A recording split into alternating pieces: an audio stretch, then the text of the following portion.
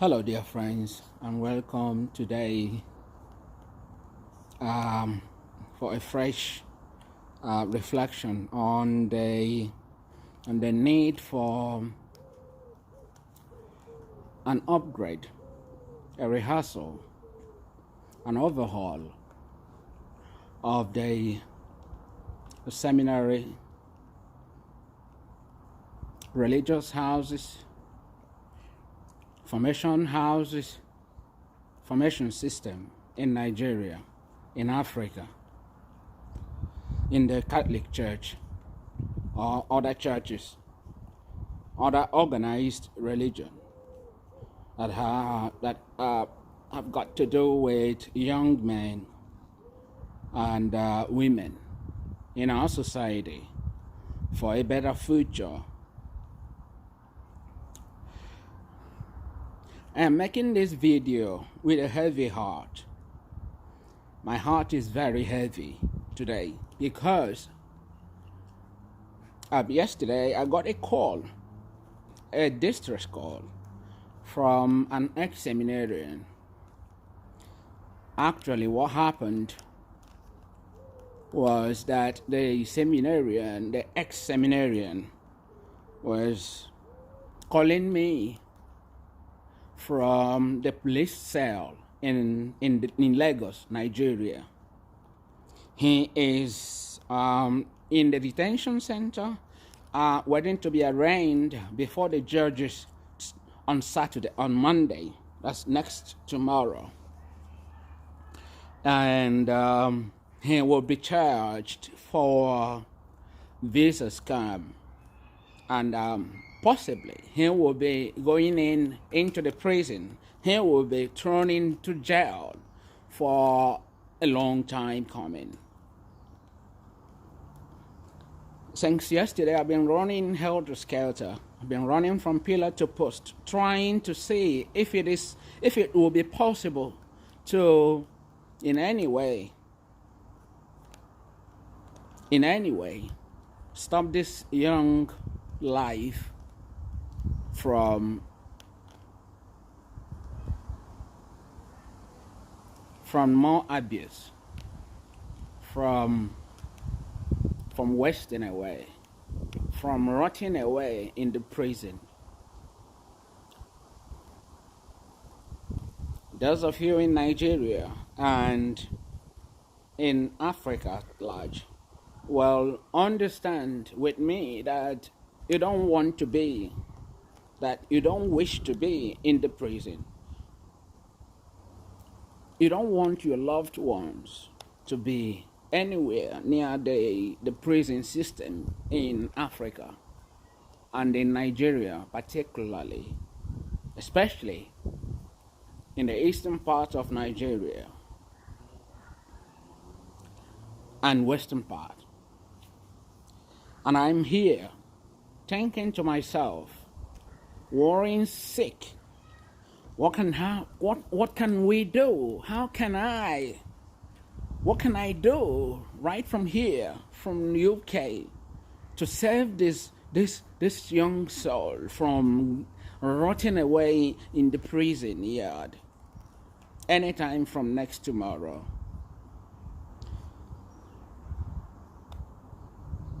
This young ex-seminarian was dropped after his philosophy studies. He was an ex-seminarian from our diocese. And when he was thrown out of the seminary without any support, he didn't know what to do with his life. I got to know this guy because I happened to have taught him in the minor seminary. And I knew this guy as a good guy. But due to certain circumstances beyond his control, he found himself in the outside world without any help, without any support, no support system. He is the firstborn son and the firstborn of his parents. His mother is a widow. His dad is dead. His brothers and sisters are very young. So he is looked upon as the man of the house. And he has so much responsibilities waiting for him as an ex-seminarian. But he has no cover. He has no dime saved up. He's been a seminarian from the young age. He entered the minor seminary when he was very young, merely 10 years old. And now he was thrown out last year, 2 years ago, after philosophy studies, without any support, without any help.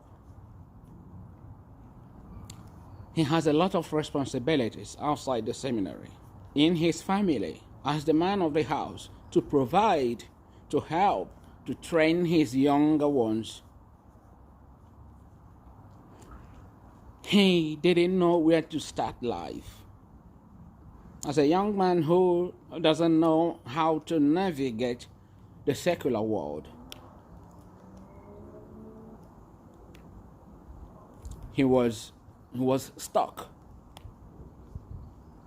And life just went on like nothing happened. The rector doesn't know his circumstances. The local ordinary doesn't know. The vocation director doesn't know his circumstances. They don't want to know, because if they wanted to know, they would have known. But because it is not in their nature to know, it is not in the nature of the church to care what happens to you after you're withdrawn from the system. Nobody cares. And this young guy has been struggling, trying to make ends meet. No job. There's there's no any form of continuity in his life. So he's been trying to get hold of job, trying to do anything to survive. And he found himself playing a middleman between prospective visa visa applicants to Canada, to America, to Europe, to Western world. He's found himself to be a middleman to an immigration agency in Nigeria, where they operate a commission-based system where you get a client and then you earn commission based on the number. And he's been trying to make ends meet, keep himself afloat with whatever proceed that he got from the commission. Unfortunately, he started this business since last year, latter part of last year, and he's got a couple of people who wanted to travel to Canada and other Western world, Western countries.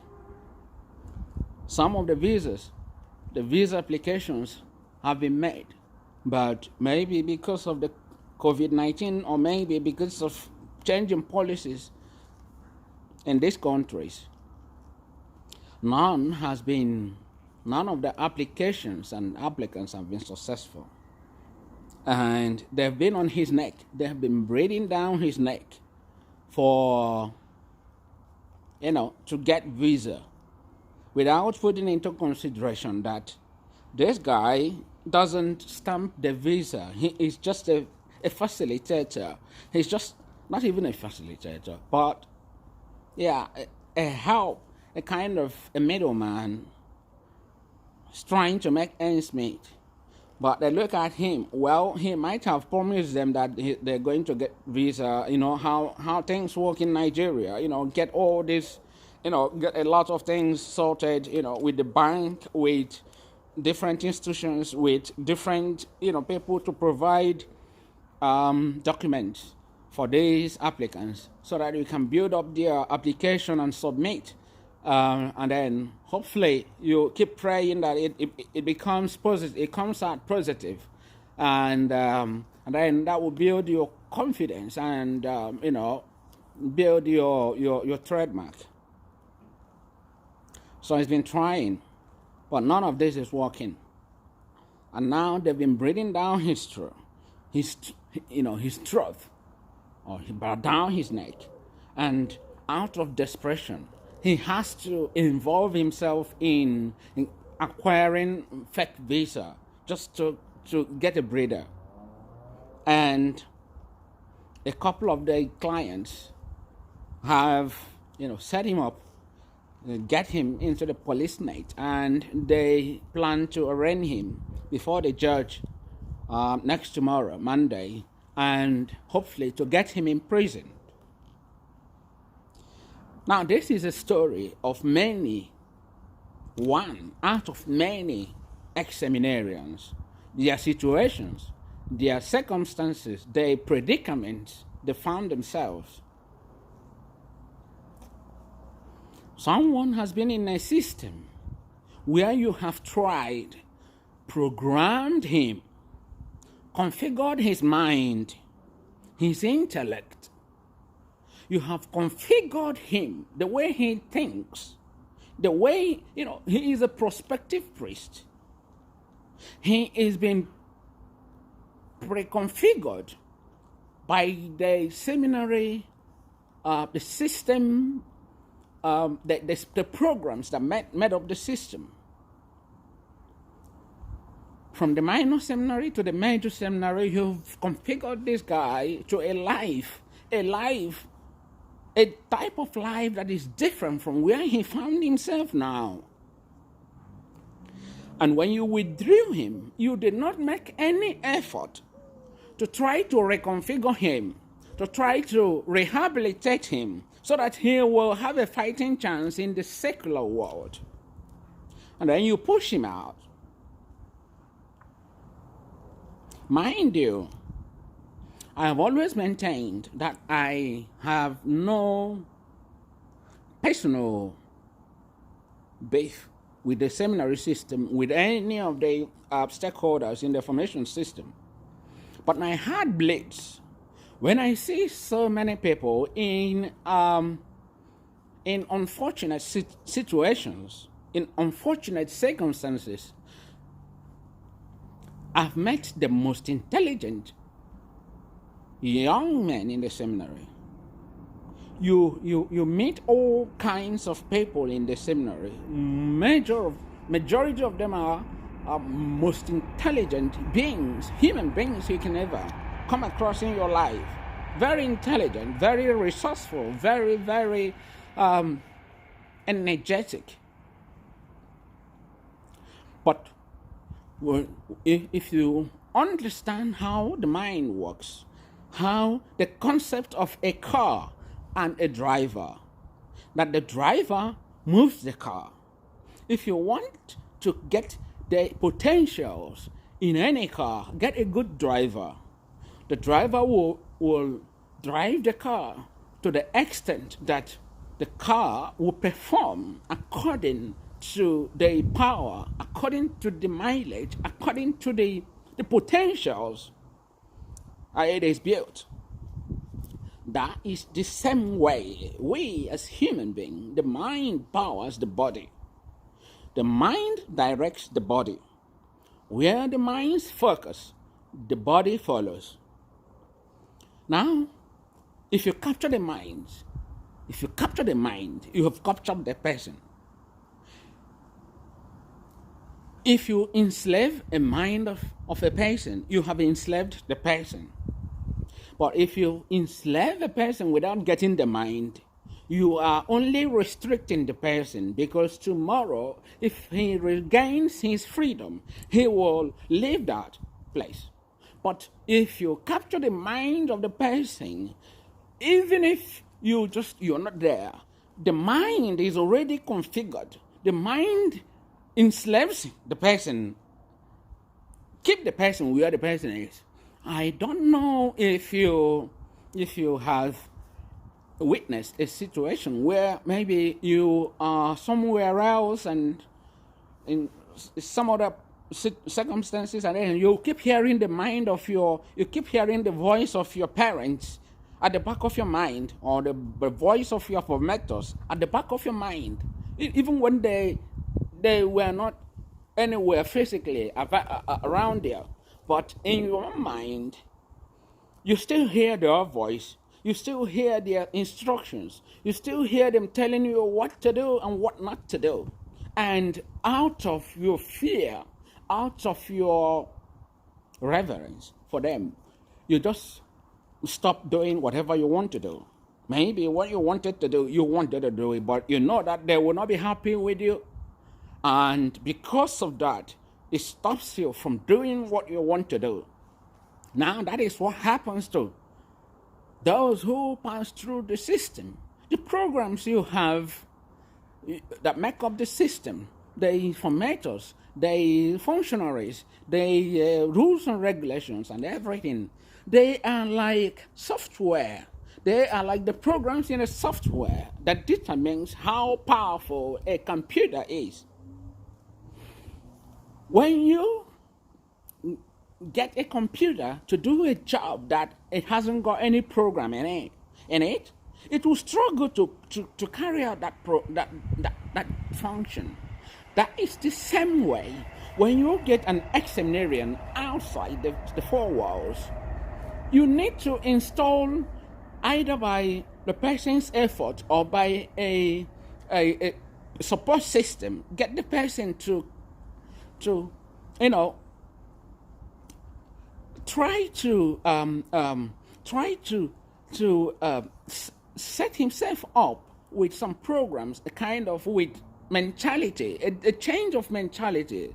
You try to recalibrate the person's mind to be able to face the challenges coming out from this secular world where he found himself. The seminary system is very good. There are so many. In the major seminary, there are so many wonderful programs, so many beneficial programs that can help you in the seminary and outside the seminary. I still have to live with a lot of positive things that I learned from the seminary.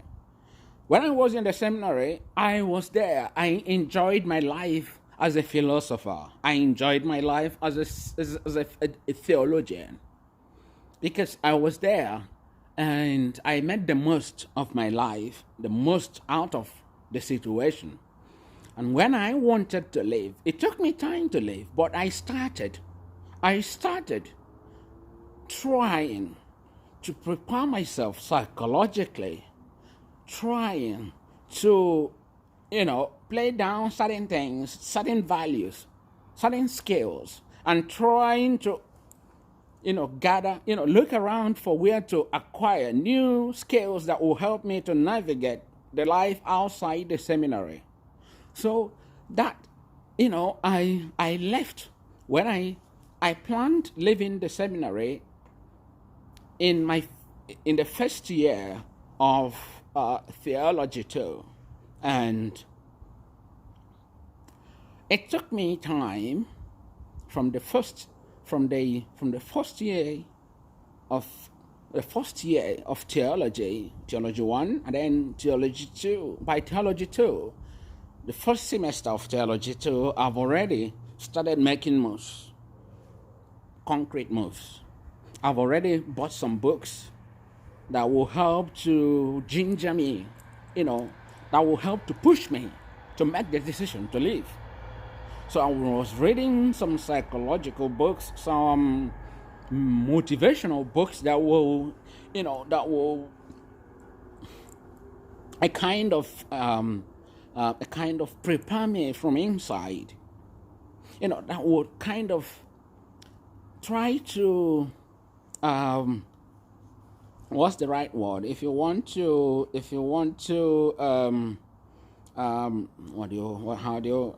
don't know, I can't remember the right word now, but when you're trying to help yourself from inside, you're trying to prepare your mind psychologically, spiritually, mentally, physically, even without the knowledge of my friends, without the knowledge of the formators, I started making all these moves. And then by the time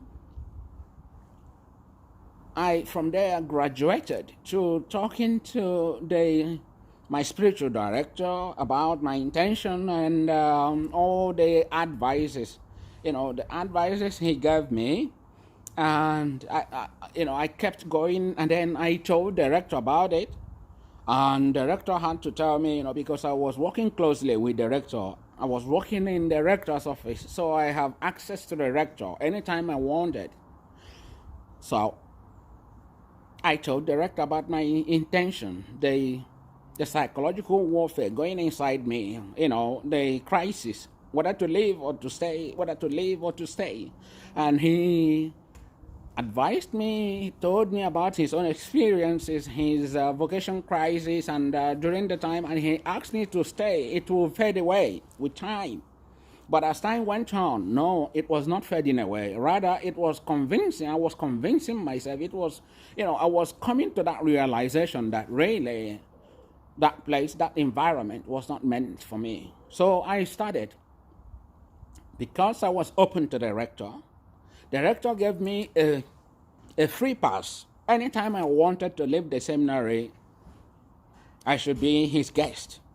So he told me if I wanted to leave to talk to people outside, if I wanted to meet anyone, if I wanted to meet my bishop, if I wanted to meet my vocation director, if I wanted to talk to anyone, that I can always go and come back. I can always stay and prepare myself and leave anytime I wanted to leave.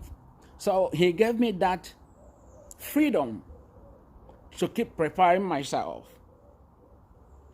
So I had the opportunity to speak to a couple of my friends outside the seminary, spoke to a couple of priest friends, and I got a support of a priest who was and is still part of who made me who I am today.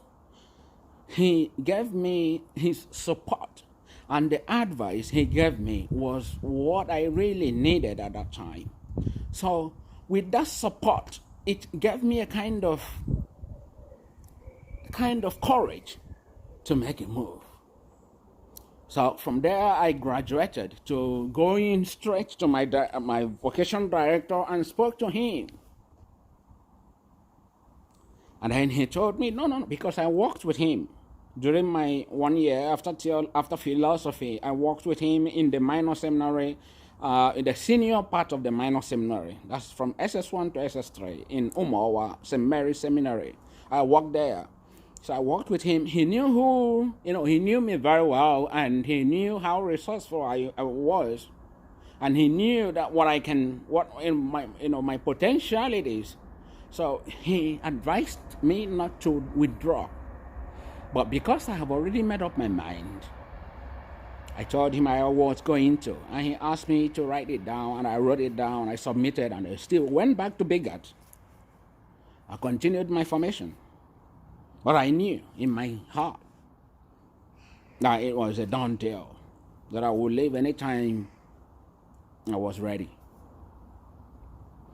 But people you push out of the seminary do not enjoy this type of freedom to prepare themselves mentally, psychologically, spiritually, intellectually, or every aspect of themselves for leaving the seminary. So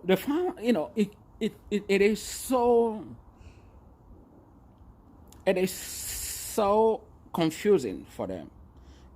People who are expelled from the seminary, people who are withdrawn from the seminary without their consent. It is like a car, pushing a car down the cliff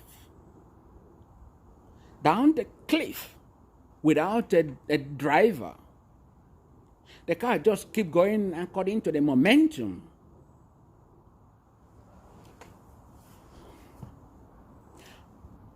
The church needs to understand that it is dealing with human beings who have human emotions. the church is faceless. You will not understand how faceless the church is until you have a problem. Then you will understand that nobody is a church. But there are hierarchies in the church. But nobody is picking up their responsibilities. When things go wrong, everybody will go back to their own home, and you will be left on your own without anyone fighting for you. The church needs to understand, the rector needs to understand this, the formators need to understand this, the vocation director needs to understand this, the local ordinaries need to understand this, the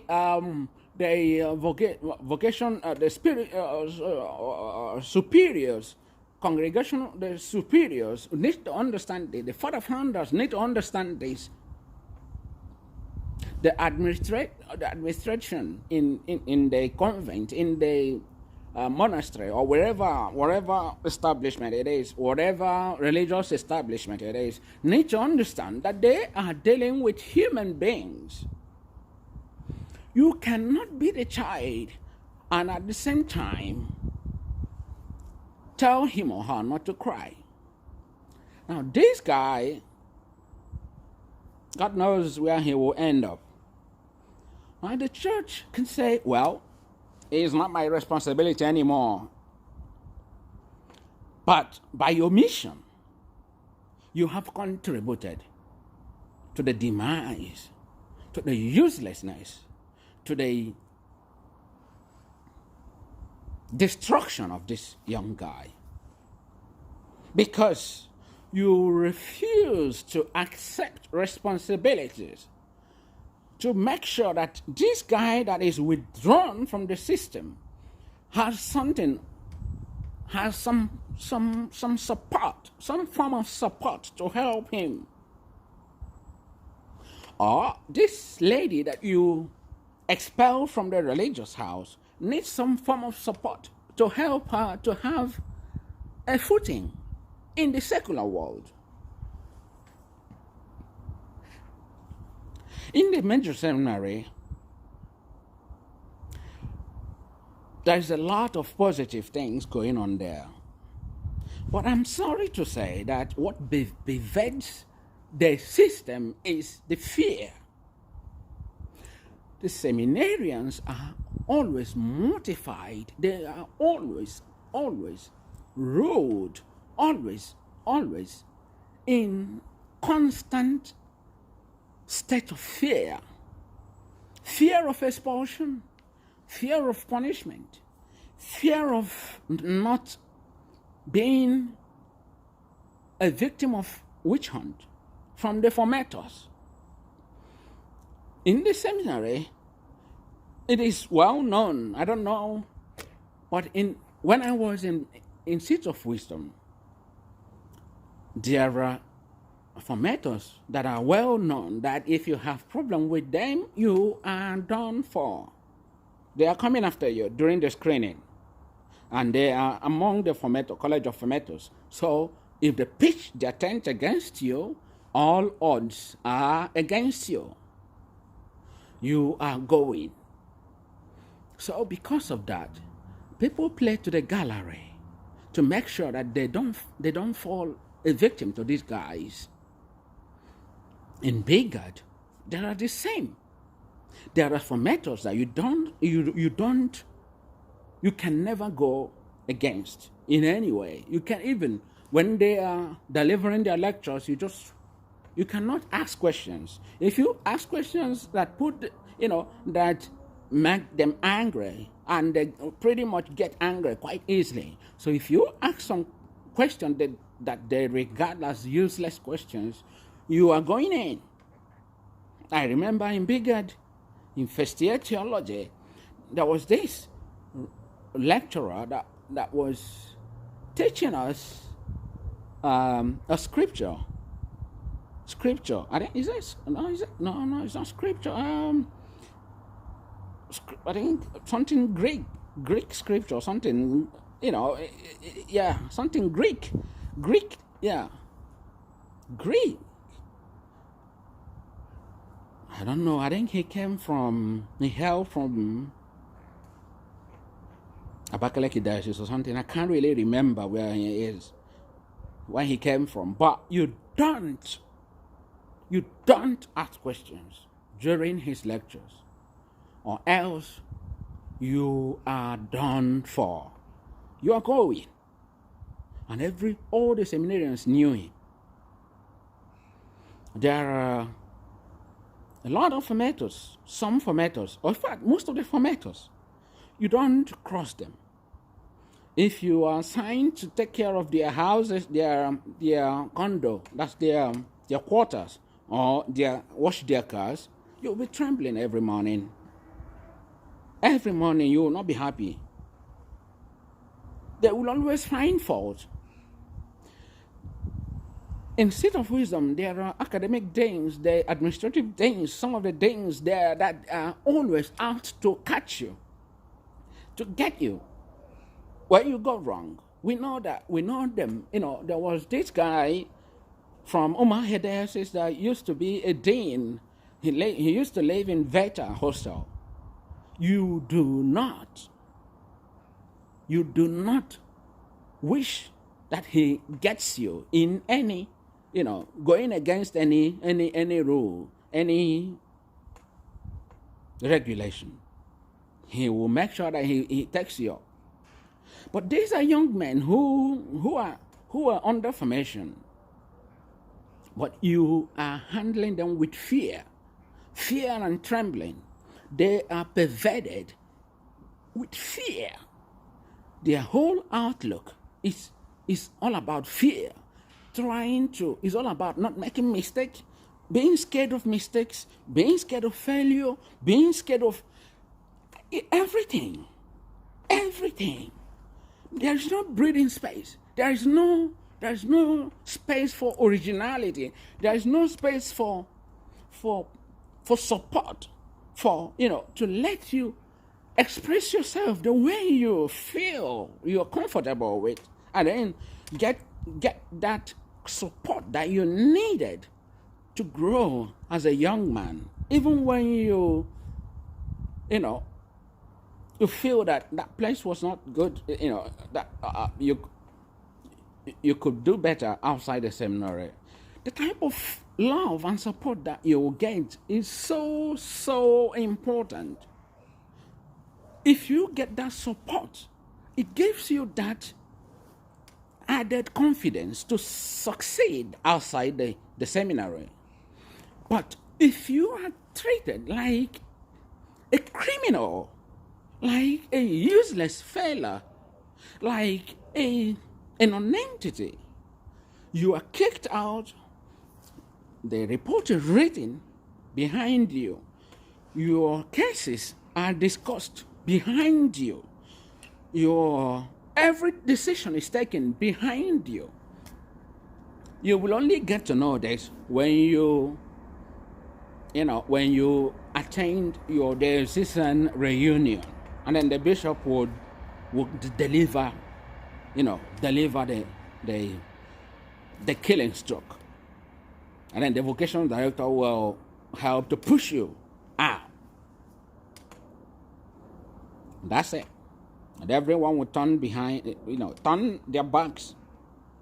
Why do you treat these young men like they are criminals? The society treat them as such because you are treating them as such. And the people, the ones who are still in the system, they are so mortified by the way you treat the ones that are withdrawn. They don't want to be in their shoes. So they want to do anything necessary for them to continue to remain in the system until they are done with the system, and then they get ordained, and then they now come out in their full glory. And then you begin to complain that they have this "I have arrived" mentality, but you are causing it. When they were in the formation system, you did not allow them to show who they were. You were following them with iron stick, with iron rod, or with iron whatever it is. And then you are so regimented in following them. And once they go astray, you just hit them hard. You hit them. You kill the fly with a hammer.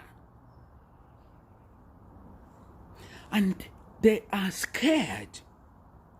Not leaving the seminary is not the scary bit, but how you live, how you are kicked out, and how you are treated.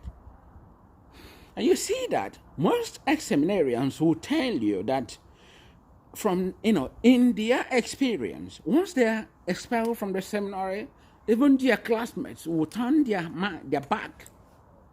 They don't want to associate with them with this ex-seminarian anymore. Because these ex-seminarians are treated like criminals.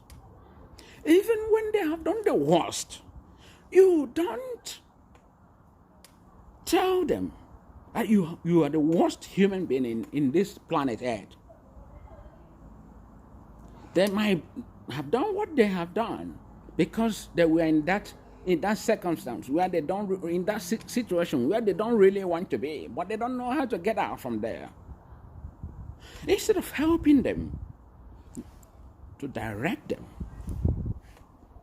There are some formatos in the seminaries, because I'm saying seminaries because I had the opportunity of attending different settings, different seminaries. In the minor seminary I attended two seminaries, two parts of one seminary. So, 2 parts of one minor seminary. So they have different administration. And I had to experience both. And then in the major seminary, I did my philosophy in one seminary, and then did my theology in another seminary. So I had the opportunity to compare and contrast. So there are formators in the seminaries who the seminarians like so much because of the way they handle seminarians, because of them showing their support, because of them showing their eagerness to help the seminarians, the young men.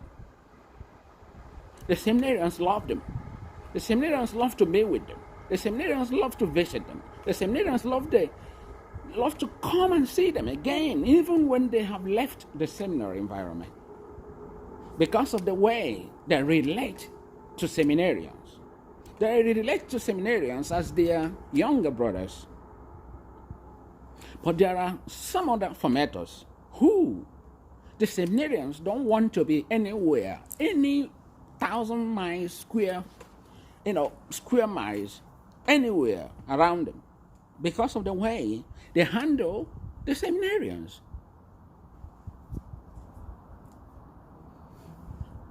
In the major seminary, I had the opportunity to write reports. When I was in the philosophy, I was an auxiliary and then a labor master, and then I had to write reports and all that, different years and different semesters and all that.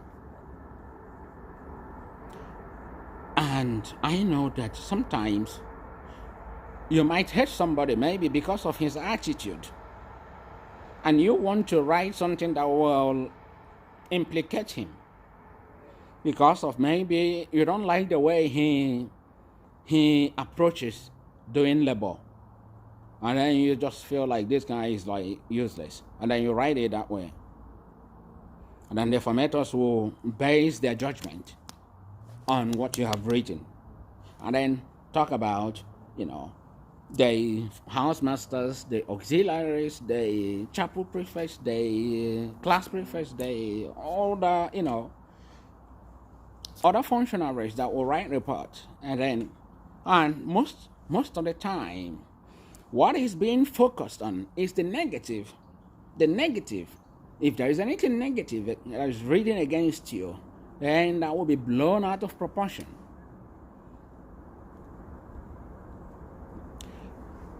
I think that system needs to be upgraded a little bit or updated a little bit. a situation where seminarians should be relaxed, a relaxed environment that will make them bring out who they really are. Because for you to be happy, for you to be so, you really need to be who you are. Show who you are. Do what you really want to do. What you really want to do. And then when you have done that, then your superior will be able to tell you, my son, my daughter, look, I think you're struggling with this based on your personality or based on your perception. How do we get you to reconcile, to do better here? What people need to flourish is love, is acceptance, is once I have that confidence that you are looking out for my good, you are looking out for my success. You love me. You are treating me with love, with human kindness. You win my confidence. Even when I make mistake before you, I have that assurance that you are going to correct me. Whatever you are telling me out of love for my well-being, not out of any form of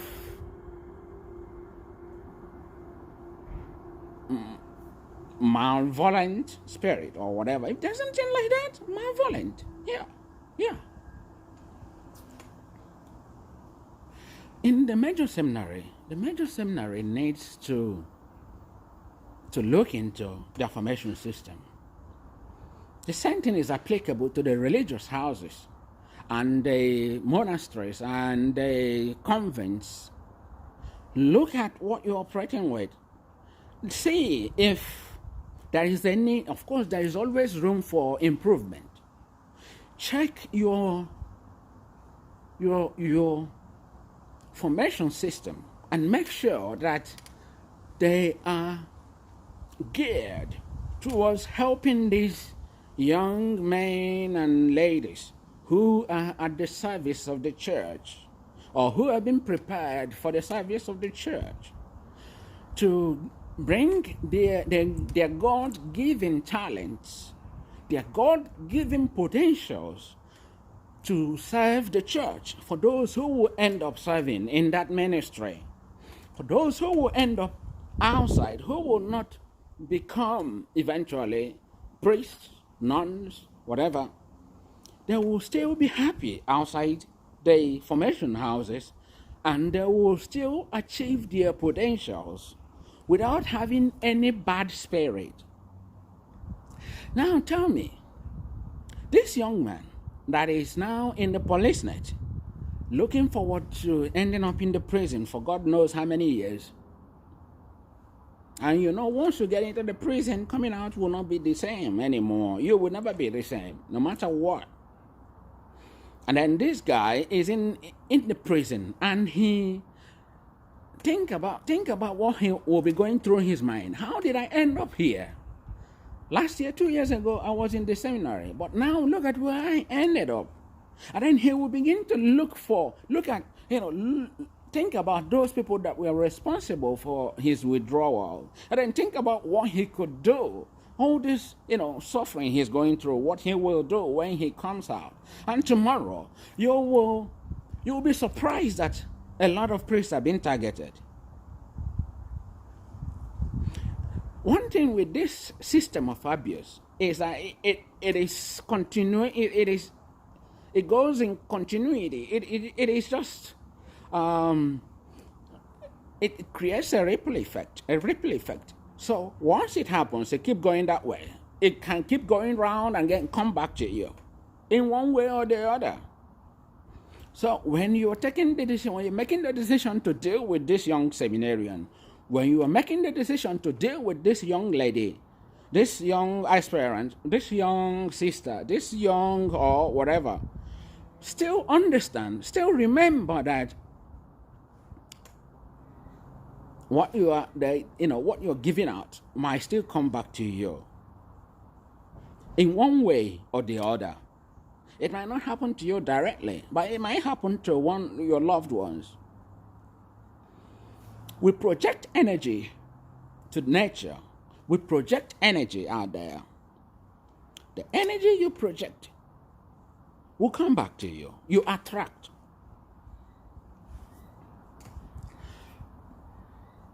There is a need for the stakeholders in the formation houses, the formation system, to sit down and look at the system they are operating and see if the system is yielding the desired result. Just like human beings, you take care of yourself, you make sure, you renew your clothes, you renew your car, you repaint your houses, you change your beddings, you change your clothes, you change things year in, year out. So also the formation system is alive in one way or the other. It needs to be, it needs that upgrading, that updating, that change. There's changes, well, of course that change is the only thing that is constant. Everything is in flux except change. There is always room for improvement. Please, may I suggest that those in the major seminary, for someone to be expelled, there must be a cogent reason, not a seeming accusation, not an uninvestigated accusation. There are lots of people who were expelled because they were victims of circumstances. They were victims of trap. They were set up. They were victims of what they didn't even know about. There was this young guy that was expelled in his 4th-year theology. After completing his 4th-year theology, you expelled him without any support, without any help. In his late 20s, where do you want him to start his life from? Now, the story goes that because there was, the power tussle between the one diocese in the southeastern Nigeria and the church.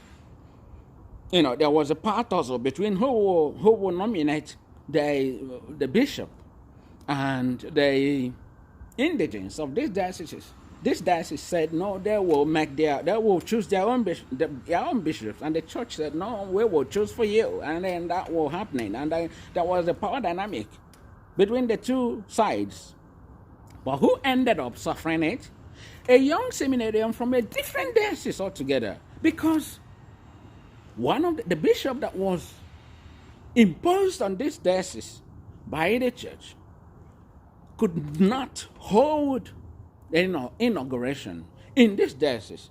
So they brought it to the seminary, and then they were looking for who will serve the mass, and the 4th-year theologians were to serve the mass. And this young guy wrote his name among, because nobody wanted to serve the mass.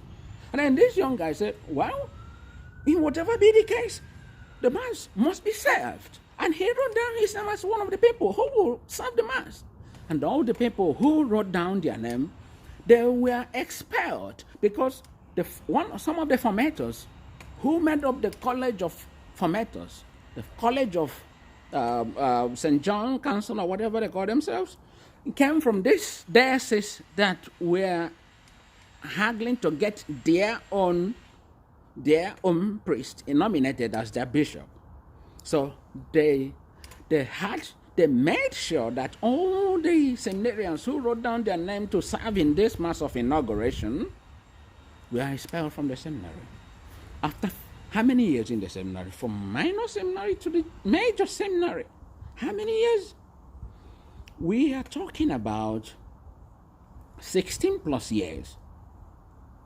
After all these years, you expel this young guy after all his studies, and not that he didn't meet up with all the academic demands, with all the demands. He met up with all the demands, but because of this singular fact that he wrote down his name to serve in the mass, in the inauguration mass, And then he becomes a victim. They become victims of circumstance. Nobody fought for them. They were expelled. Now, these are just a little bit, just a tip of the iceberg of what most ex-seminarians, the ex-seminarian stories. Nobody cares because nobody is, once you're not involved, you don't care. This is a form of abuse. You have to, before you stand in the pulpit to condemn the bad government, to condemn abuses, to condemn bad things in the society, remember to sit down and think whether you are contributing either passively or actively in any system of abuse. You have to think about it. Nobody talks about these people.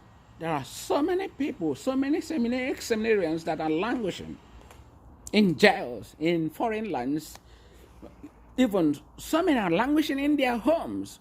Maybe physically they are doing very well, but inside, mentally, psychologically, they are abused.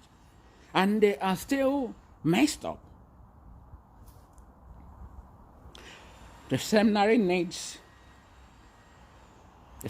system needs to be updated, to be upgraded, to be geared towards the good, towards the best. The best. And the church needs to understand that it has got its social responsibility towards ex-seminarians. Once you expel them, it is your responsibility to contribute to his well-being. You have to take this responsibility seriously. And you need to think about it. You need to think about it. You need to listen to these ex-seminarians. Listen to their stories. That might help you. That might help to make up for the inadequacies in the seminary system, the formation system, so that we don't have a lot of these damaged young men as ex-seminarians. You want to have the best as ex-seminarians so that you will be proud of them. You'll be proud of them both in the church, outside the church. You don't know where you will meet them. I meet a lot of priests here, and God so kindly, I've been in a very good place with all of them. I have nothing against any of them. But what happens if I was a victim of one of these circumstances, man? Do you think I will identify with them in any way if I see them like they are struggling? Some of them are struggling.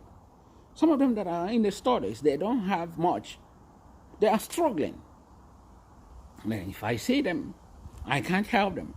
I have made up time to visit some of them in their different institutions, to be with them, to talk to them, to help them, tell them if one or two things, how to help themselves to settle in this country, because I've been here before them. I can help them, talk to them about things that will help them. Maybe secure a job, maybe get some freebies here and there. Because I'm in good communication with them, because I don't have any problem with the church.